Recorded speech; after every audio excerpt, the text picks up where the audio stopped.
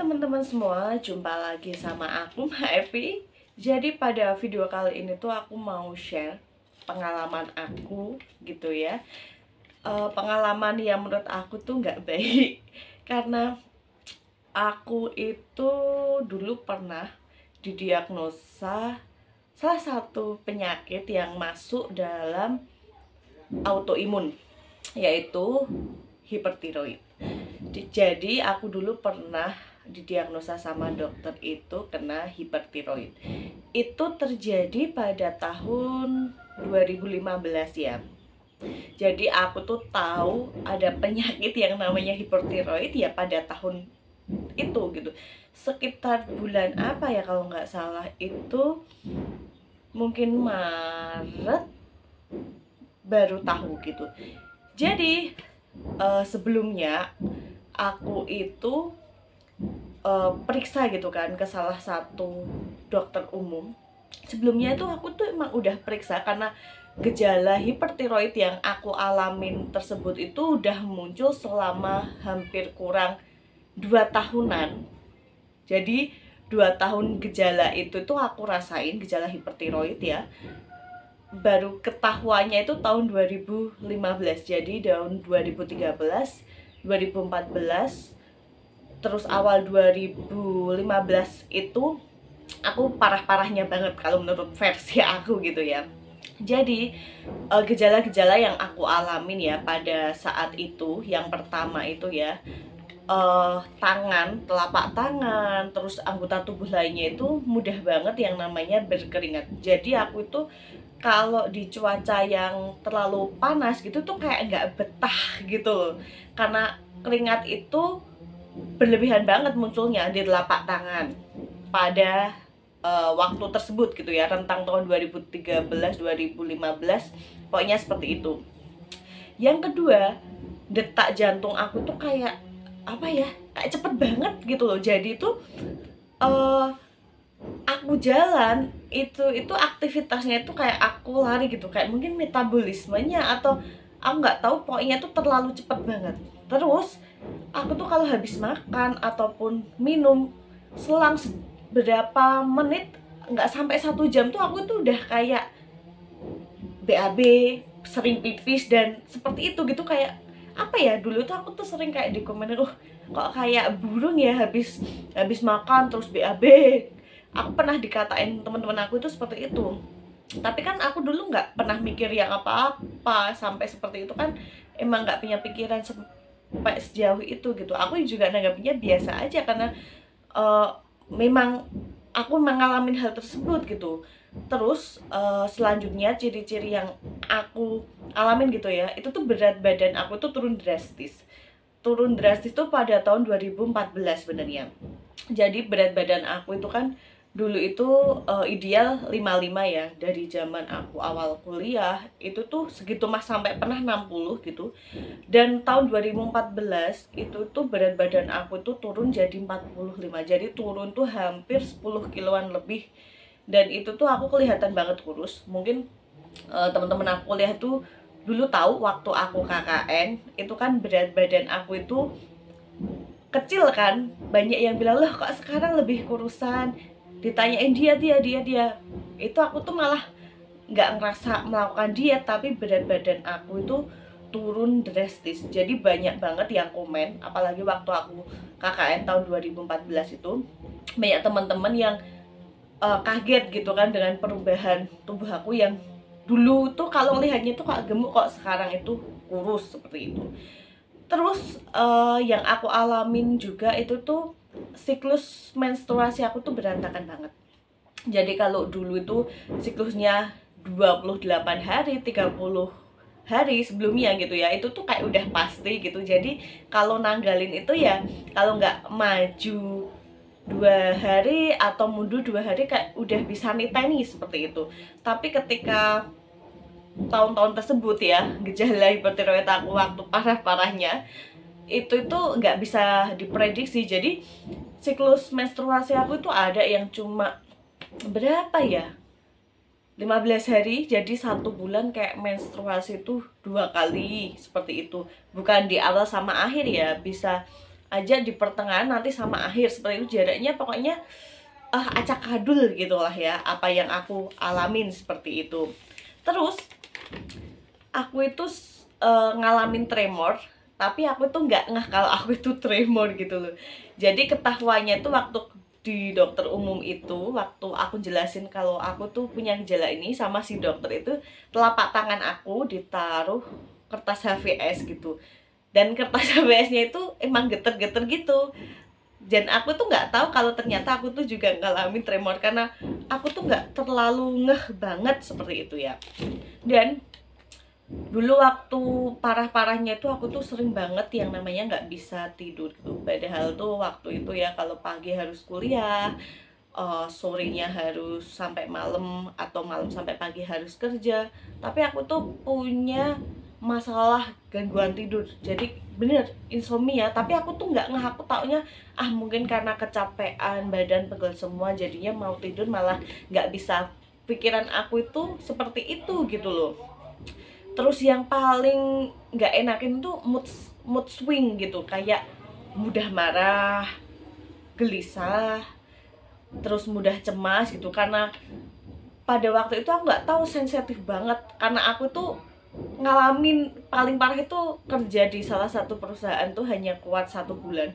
Mungkin kalau sekarang ya aku dikatain pada waktu tersebut gitu, mungkin aku nggak ngerasa sakit hati karena pada saat itu kan aku nggak tahu kalau aku itu terkena hipertiroid. Jadi itu pengaruhnya itu seperti itu, mudah sensitif. Aku dikatain apa langsung sakit hati banget gitu. Endingnya aku kerja cuma 1 bulan aja, habis itu ya nggak lanjut seperti itu. Dan yang bikin aku itu apa ya, ngerasa nggak nyaman itu tuh banyak banget ya orang yang berkomentar seperti ini. Kalau aku habis dari nemuin temanku, aku pasti dibilang gini, wes mbak usah lari-lari gitu, kayak mau kemana aja. Padahal posisi tersebut aku menghampiri teman aku, saudara aku, ibu aku gitu tuh, aku tuh nggak lari, emang aku tuh jalan. Tapi aktivitas di tubuh aku tuh kayak orang habis lari gitu loh, nafasnya tuh sampai ngos-ngosan banget.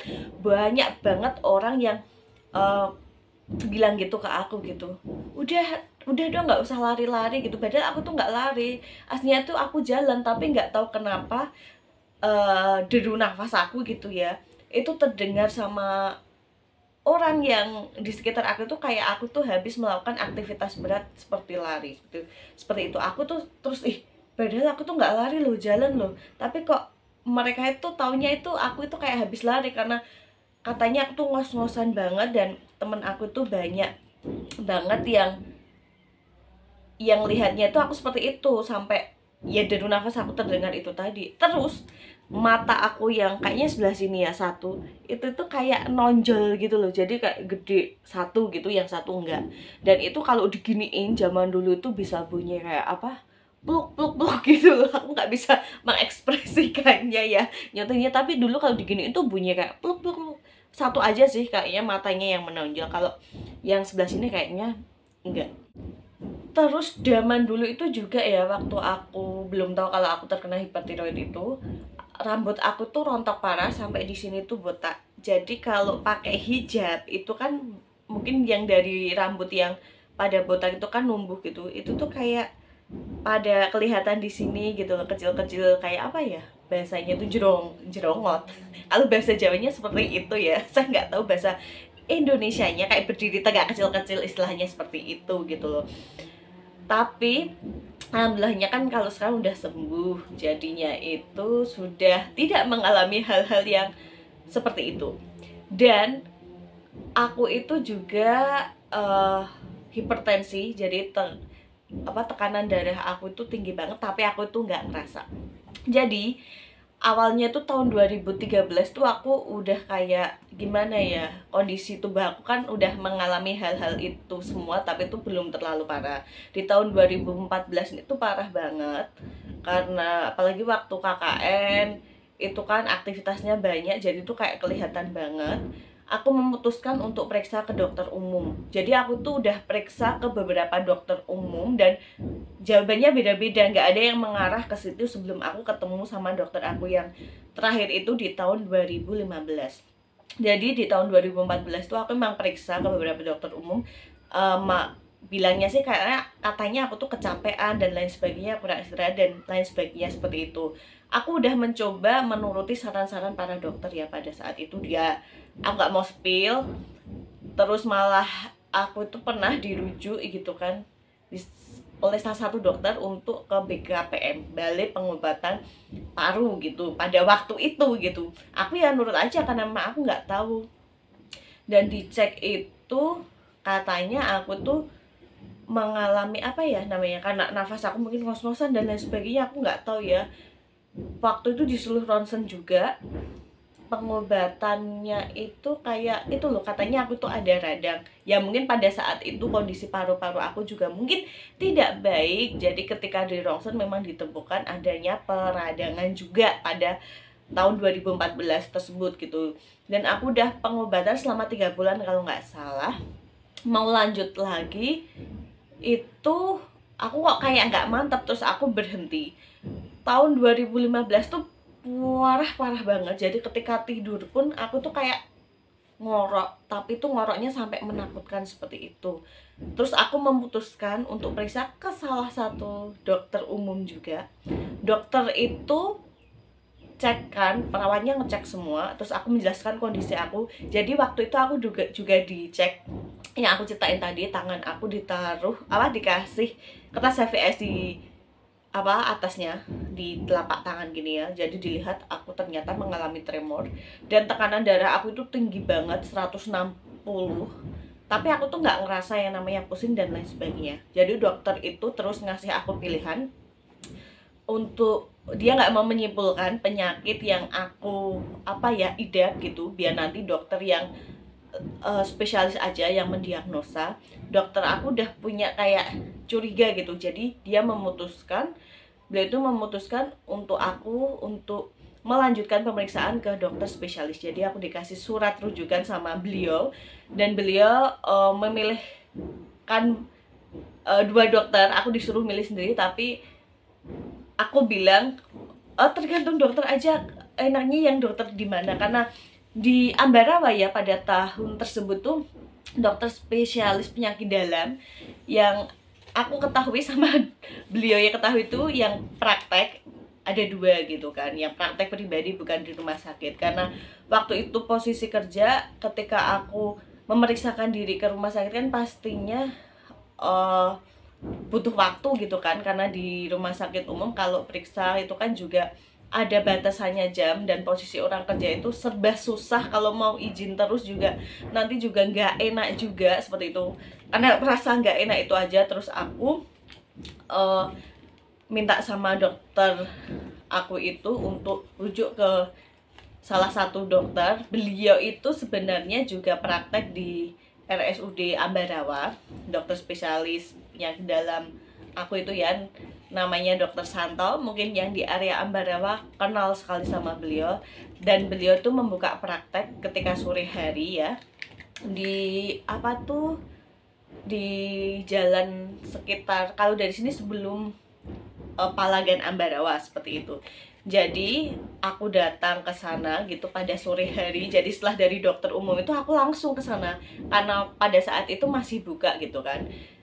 Dari awal itu aku dicek untuk kayak EKG gitu kan, kayak EKG kalau nggak salah, yang jantung itu loh, aku juga sedikit lupa gitu. Terus aku dicek cek hormon, terus dokter menjelaskan, dokter Santo itu, kalau dari keluhan aku gitu, sepertinya dia belum dapat menyimpulkan secara pasti karena nunggu hasil labnya itu keluar di hari berikutnya, kalau aku itu mungkin hipertiroid seperti itu.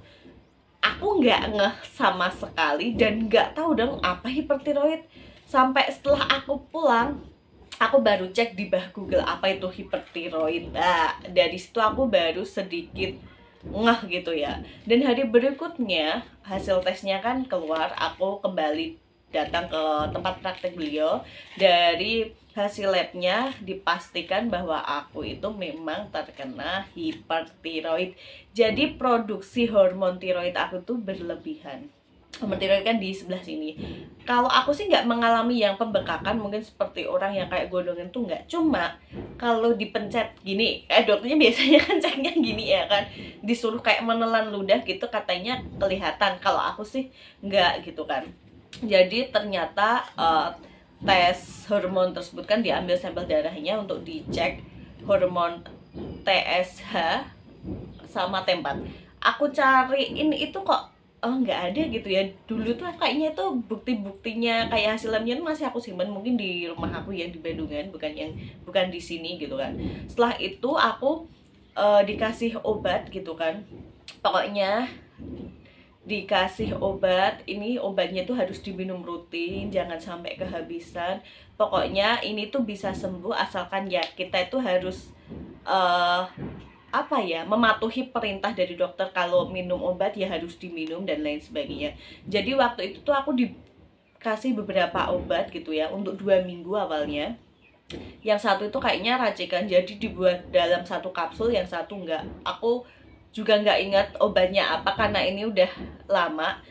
Jadi setelah 2 minggu itu pengobatan masih terus dilanjutkan sampai 7 bulan. Tetapi setelah 3 bulan pertama itu dicek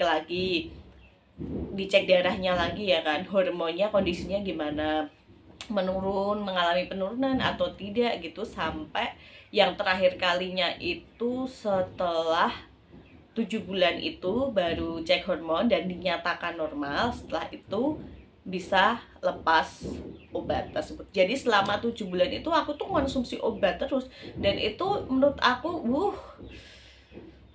waktu-waktu yang menurut aku tuh menegangkan gitu ya. Karena jujur ya, minum obat setiap harinya itu tuh kita itu juga harus makan makanan yang bergizi, minum air putih yang banyak. Kalau enggak itu ya di badan juga memang enggak enak gitu. Dan rambut aku pun dulu itu waktu masih minum obat pun juga masih rontok, jadi lama banget ya. Siklus menstruasi juga masih berantakan. Memang setelah dinyatakan sembuh setelah 7 bulan pengobatan itu baru semua itu kayak berjalan semestinya gitu. Rambut juga udah mulai nggak rontok, udah lebat lagi, terus siklus menstruasi aku tuh udah teratur seperti itu. Jadi selama 7 bulan masa pengobatan itu aku tetap checking hormon 3 kali kalau nggak salah ya. Jadi 4 kali sama yang waktu pertama itu, di awal checking, di akhir checking, dan selama masa pengobatan itu kayaknya 2 kali checking hormon juga. Jadi memang untuk mengetahui ya kondisi terkini setelah diberikan obat, rutin minum obat itu ada hasil atau tidak. Jadi buat teman-teman yang mungkin ya memiliki gejala-gejala seperti yang aku ceritakan, ya harus aware gitu. Karena sekarang itu jujur ya banyak sekali para pejuang hipertiroid yang sedang menjalani pengobatan untuk sembuh. Yakin aja bisa sembuh gitu kan, seperti yang mungkin aku alami. Kecuali kalau memang kelenjarnya itu udah diangkat, ya harus melakukan pengobatan seumur hidup ya, dengan cara itu menyuntikkan hormon tiroid gitu kan. Tapi untuk yang kondisi seperti aku, mungkin yang mengalami hampir seperti aku, kelenjar tiroidnya itu masih ada dan mengikuti atau sedang melakukan pengobatan, yakin bisa sembuh gitu.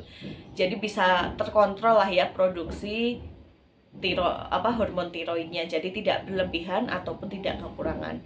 Kalau sekarang ini alhamdulillah aku sehat ya, malah kayaknya nih tubuh aku obesitas jadi nggak mungkin aku hipertiroid. Karena kalau hipertiroid itu biasanya itu mengalami penurunan berat badan yang signifikan banget, biasanya kurus banget gitu kan.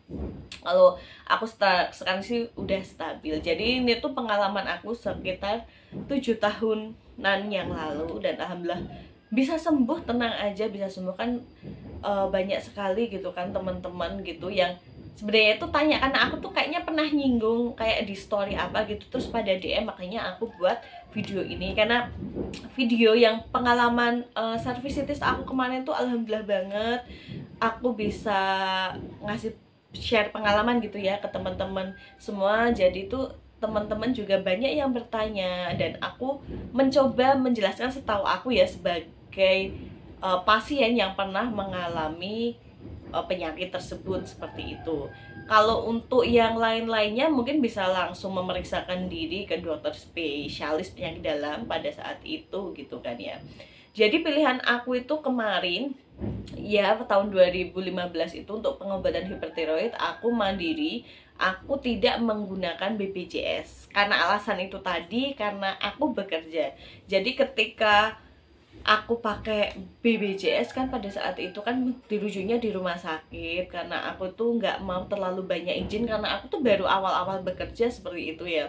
Nanti kan punya rasa nggak enak kok, nanti sering-sering izin ke rumah sakit, nanti pandangan teman-teman kerja kan pasti berbeda-beda gitu kan, nggak sama seperti itu. Jadi kalau ditanya habis banyak, ya memang karena semua itu bayar sendiri. Dari kalau jasa dokternya itu standar ya, murah. Mungkin yang mahal tuh kayak obat, terus kayak apa, tes hormon seperti itu ya. Kalau untuk jasa konsultasi ke dokter tuh paling murah seperti itu, meskipun di dokter spesialis gitu. Dan alhamdulillahnya sembuh sampai sekarang ini, dan saya tidak berharap, semoga nggak kumat lagi, hormon tiroid aku tetap stabil seperti itu. Jadi buat teman-teman semua kalian yang sedang pengobatan atau menjalani pengobatan hipertiroid, saya doakan semoga segera sembuh. Buat teman-teman yang memang punya pertanyaan sekitar pengalaman aku ini ya, waktu kemarin didiagnosa hipertiroid, kalian bisa tanya di kolom komentar, ataupun kalian bisa DM aku langsung di Instagram aku. Oke.